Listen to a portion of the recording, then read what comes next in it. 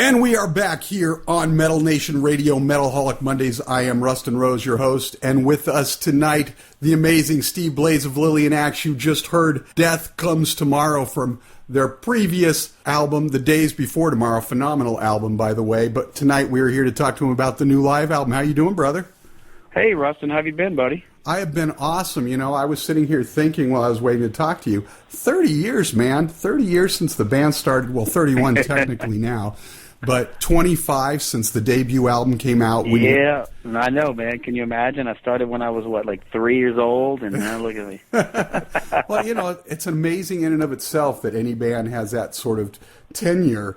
But, you know, to do it in this time and age where the music industry is so diffused and everything, congratulations on that alone. Well, thank you, man. That means a lot. Yeah, we're still humping and jumping. I feel like we're better than we've ever been. So, that's... Well, that's an objective situation, but I feel very good about where we are. Well, I've had a chance to listen to I didn't get it till today, part of the new live acoustic album, One Night in the Temple, which is what we're here to talk about. And what I've heard so far sounds fantastic, and it's a wonderful gift for the fans to sort of commemorate that 25, 30-year thing, however you want to look at it. So tell us, if you would, about the new live acoustic record. How did it come about? Well, at first, I started off as just a small idea where I thought myself and Sam and Brian would sit around almost like a campfire in front of 10, 20 of our fans and just talk and play the songs acoustically and try to make it a very small, tiny little thing, playing stuff, from our history and talking about the songs. And next thing you know, I get these visions of grandeur, and I start saying, well, let's do this. Let's get the whole band playing. Next thing you know, we're doing a contest for 60 contest winners and their guests. Next thing you know, we're catering it, and we're doing question and answer.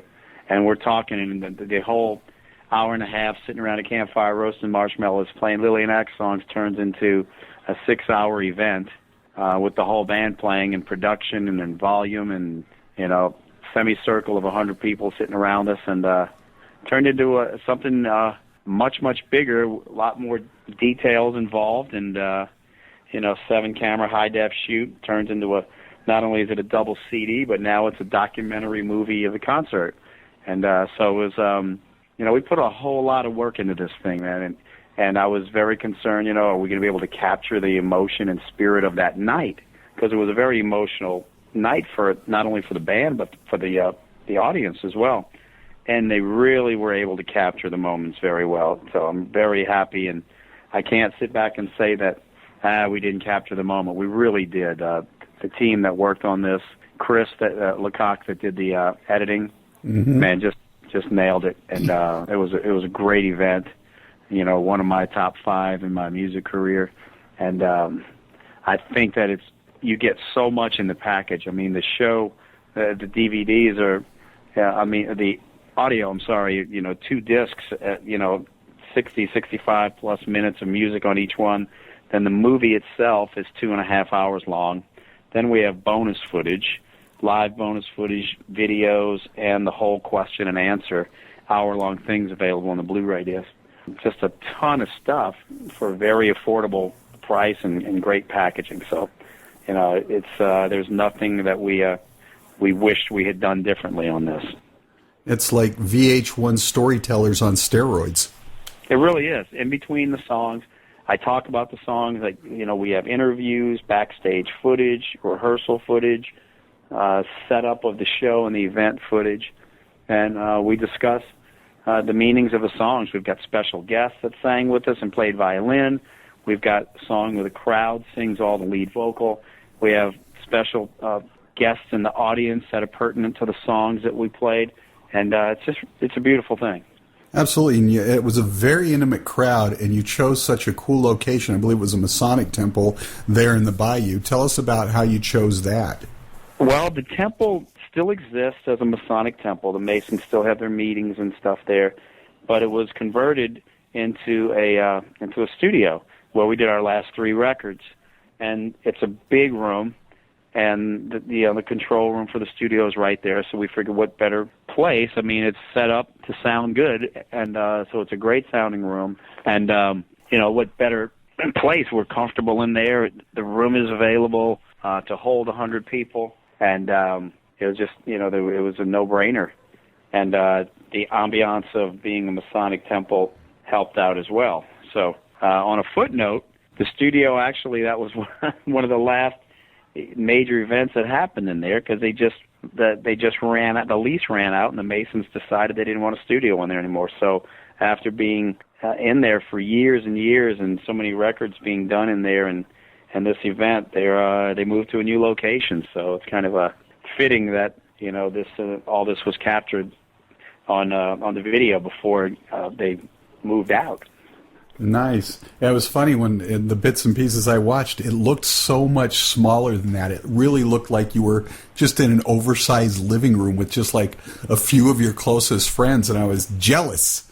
I'm like, I wish I were there, So yeah, there was probably about 100 people in attendance all the way around there. It was it got crowded in there a little bit, but it was a wonderful night, man. It was nothing to look out in the crowd and see people with tears in their eyes and smiling and happy, tears of joy, tears of, sorrow and sadness or melancholy or whatever, because the songs touched them. And, we had the parents of Trip Roth were there. Oh, yeah. Well, the mother, his mother and grandmother, and the little boy that I wrote Bow Your Head about, his family was there that night. And when we played that song, we talked about him, and it was a pretty emotional moment for everyone. Well, I was going to ask you, I'm sure there were a lot of moments that sort of made the hair stand up, but was there one moment in particular that really just outshined them all and just really lighting you up? Yeah, a couple of them. One was when we did Bow Your Head and we talked about Trip Roth. You can see me I actually had that lump in my throat and choked me up for a second. I can see the glisten of a tear in my eye on the video. And watching, seeing the footage of his mother tearing up while we were playing the song, that was emotional. And then when we were doing True Believer and the whole crowd, stood up and started singing with us. And then when the entire crowd sang Nobody Knows by themselves, that was cool. We had a violin player accompany us on The Day I Met You. Right. And it was great. It was, usually the more sentimental songs really brought tears to people's eyes, but Promised Land, See You Someday, Day I Met You, those songs. But there were also a lot of tears of happiness in there, too. And I want to continue talking about the album here in just a second, but I want to backpedal just a minute if we can, because Bow Your Head was on the last studio album, Dave's for Tomorrow. Fantastic album, as I said before. For the fan, because you and I talked about it when we spoke last time, but for the fans out there who are listening who haven't heard the story before, tell us, if you could, briefly about that whole story behind Bow Your Head. Well, there's a little boy named Trip Roth who was born in Ponchatoula, Louisiana, not too far from where I live, maybe a half hour at the most. And he was born with a rare genetic disease called EB. I can't remember, there's something Biloba or something. I can't remember the official medical name, but it's called EB, whereas his skin was very sensitive. He broke out all over. He had to basically live in bandages all the time, which obviously when you think about changing a baby's diaper and bathing them, those were almost physical impossibilities. So he constantly was having to be tended to, and I'm not exactly sure how it works, but I think it started affecting his organs and stuff, and he died shy of his third birthday. And he was maybe a month or so older than my son, so it really hit a nerve. Right. And when it was brought to my attention, because there was a national campaign in the media about this little boy, and a lot of people were doing like pledges, and I think there was like a motorcycle run for him, and it got national attention. Unfortunately, the little boy passed away like right before the album came out, I believe. Right, I remember you telling me that. Through a mutual acquaintance, we got in touch with his family, and I spoke to his mom. And that conversation itself was a trip. Talked to her for about a half hour, and I think I cried more than she did on the phone, talking about him and telling her about the song. So we invited them to the show, and it was we became friends, and I was celebrating this little boy's life. I mean, when you see the footage, you can go on YouTube and find footage of him everywhere, and just what the little boy had to go through, and what what his mother went through, and his grandmother. They took care of him, I think I think she even quit her job so she could be home with him all the time. I don't know all the exact details. I don't want to speak out of line, but I know that the attention needed was very, very intense. Right. And grandmother, she was there constantly, and they had to take care of him. Very, I guess, detailed attention to what the little boy needed to be able to survive with that kind of affliction. And they were all at the show, and I wanted to make sure people knew about him. And it's also, a song about any child going through any kind of affliction. I was just using him as a story about his life, but it still pertains to any child. I mean, I am like such a sucker for children and making sure that they don't go through pain, I was actually on the internet today, and I saw a story about this 9-year-old boy in New York that got hit by a cab and killed, and it bothered me the whole day. I couldn't. This happened maybe months ago, but I read the story about it, and I couldn't get it out of my head. It just like those events like that, they really haunt me and stay with me for a long period of time. So the only thing that I can do to express that and to get attention drawn to these things, and that just because they don't happen to you doesn't mean they're not happening, is by writing song about it and talking about it. Right. So it just makes you want to rage. We just had a kid here like half a mile from my house. 3:00 in the afternoon, I don't know what he's doing near a major street, but he gets run over by a semi-truck on his bicycle. Oh my God. It's like, what is a kid that age? I mean, like little 4 or 5-year-old boy on a bike in the middle of the afternoon. And you just want to rage at the parents. How could he be there? And just the unfairness of it all. And you do what you can do. In your case, you're a musician. You write about it, And the problem is so many things like that happen that there's nobody at fault. Right. And there's nothing, sometimes, there is something that occurred that, you can put some blame on somebody for it. But so many things like that happen every day all around the world that there is no blame. They're just accidents or whatnot. And the thing I rage about is why. Right. Somebody's got to tell me why, and I draw the line between, asking God, okay, you want to explain that one to me, please? Because I don't want to be disrespectful to God or anything, but those kind of questions, I just throw them out there, man. Can somebody explain to me why these horrendous things have to happen? Because I have no idea, and I don't understand them, and I wish I could get some answers for it, So that's where the bulk of my songwriting comes from, those questions that I throw out there that are unanswered that nobody can seem to help me with.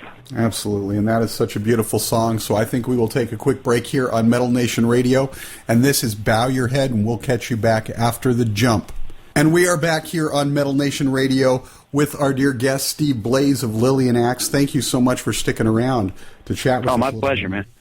As I was saying, that the last album, the studio album, was phenomenal, but this is really a treat, this acoustic album. One of the things I wonder in looking at it, because it's not a greatest hits acoustic album, you hand-picked some very carefully songs. How did you choose which ones?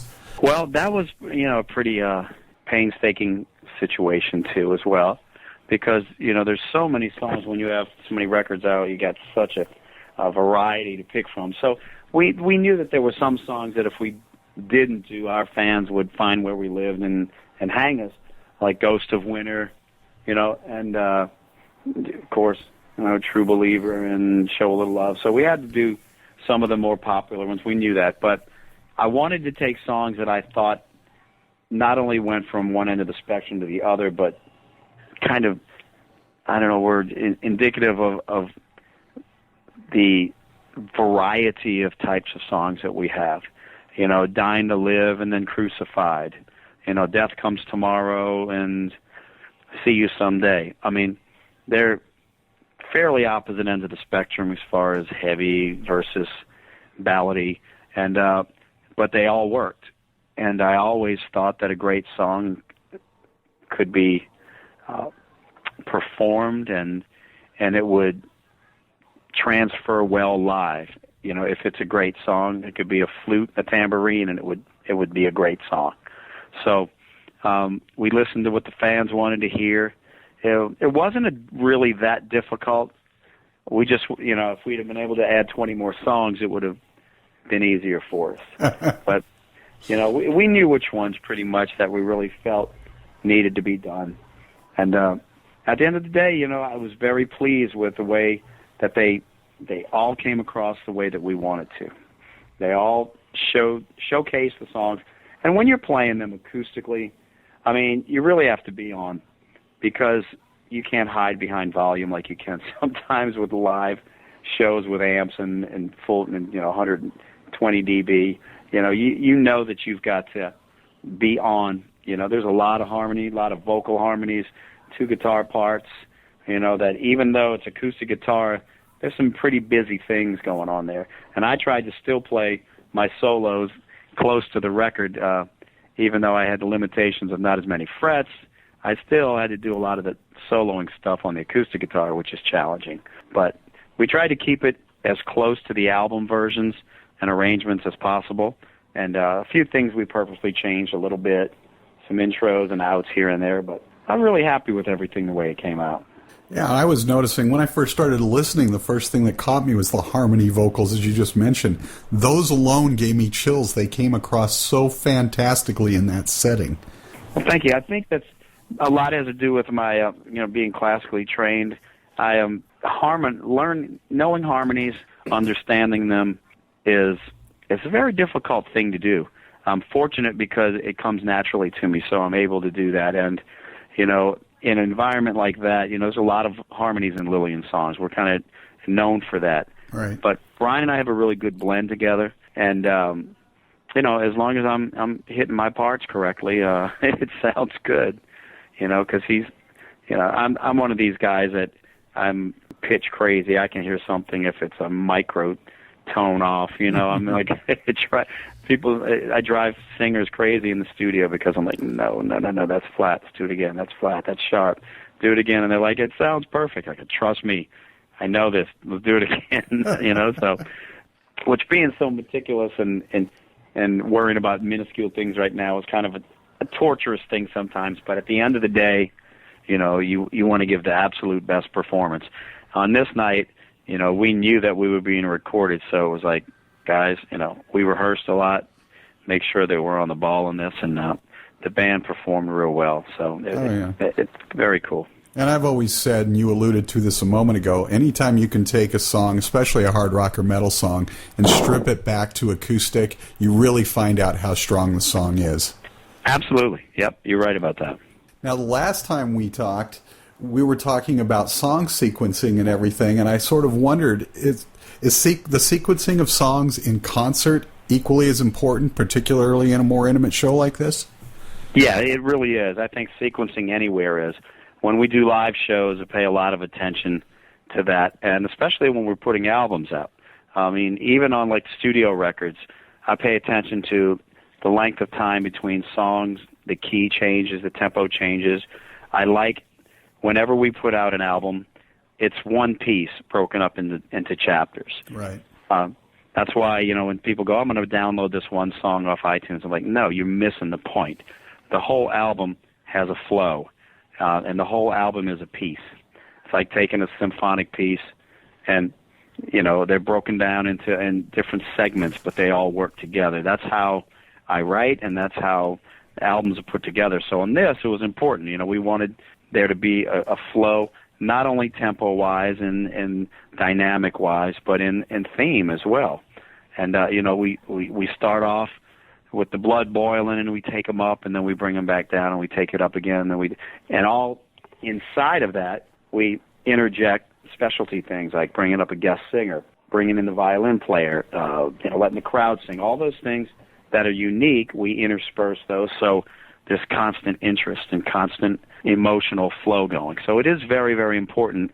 You don't just throw the songs out there and, okay, what do y'all want to do next? Hey, let's try that. No, it's a lot of thought put into it. And you just alluded to it, one of our last questions. Special guest, Johnny Vine. Yeah, Johnny was the original singer for the band before we got signed, back from 83 to 87. And, we spent a lot of time on the road, and Misery Loves Company was probably one of the first songs I ever wrote for Lillian Axe in the very beginning. And also Nobody Knows, I wrote those, and we used to play those out live, too, before we got signed. So they were prime candidates for him to come in, and he sings Misery by himself, and he does a duet with Brian on Nobody Knows. So it was great. He did a fantastic job. And, you know, on a side note, Johnny and I, 20 years later, we got back together with Michael Max and Danny King, Circle of who were Light. the very first four guys, and we put a record out. The band's called Circle of Light, and the album's called Rebirth, and it's available out there too. And those were all Lillian songs that never made any of the records, just because, you know, they were some of the first songs I ever wrote, you know, and every time you write new stuff, you feel like that's better than what you did before. But the album's great. It's very heavy, a lot of early metal-sounding stuff, but it's available, too, for people to check it out if they're interested. That's what I was going to ask you about when I saw Johnny was on there. I'm like, they just did the Circle of Light Rebirth album and everything. Is that available in all the usual places, or is it a little bit harder to get hold of? Okay, phenomenal. Tell us what else is going on in the world of Lillian Axe right now. You probably haven't even had time to work on stuff for the next studio album, which we're all looking forward to. But is there anything else that we need to be aware of? Tours coming up?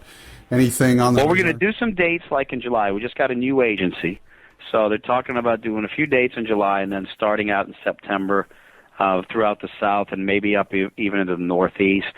But in the meantime, I am working on the next record, and it's all in my head right now, but I'm going to get started demoing pretty soon. And it's kind of it's loosely conceptual right now. And the album is going to take the beginning of a man's life all the way through his passing, and I am going to take all of the bullet points of my life, major things that I've been through, major things I've witnessed, major things that I want to talk about, from being a child all the way through the nurturing years into adulthood, then into the autumn years, and then death, and then from that. So it's going to be kind of a timeline of life and all of the emotional lessons and things throughout somebody's journey. So it's kind of conceptual, and the ideas that I have right now are very dynamic and very light to dark movements, Ghost of Winter type stuff, and you know, things along those very heavy in the heavy moments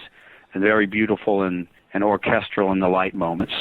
And the melodies that are vitally important, and I'm really paying a lot of attention. And some of the stuff that I'm coming up with now, I feel like it's going to be a huge step up and, you know, a grand undertaking if it comes out the way that I'm hearing it in my head. Hopefully in 2015? Absolutely in 2015. Phenomenal. Steve Blaze, Lillian Axe, I have to ask you, as we're going out, we're going to play a tune from the album. Which tune do you think we should pick to close it out? All right, let's do, let's do Ghost of Winter. Brian did an amazing job on that, so yeah, let's do Ghost of Winter. Absolutely. Steve Blaze of Lillian Axe, Ghosts of Winter on the way out, the new album, One Night in the Temple, out this Tuesday, the day after Memorial Day, May 27th. Thanks so much for taking the time, as always, to chat with us. Always a pleasure for me, Rustin. And if anything I can do for you, man, please let me know. I'll be here, bro. You got it. Take it easy and metal up.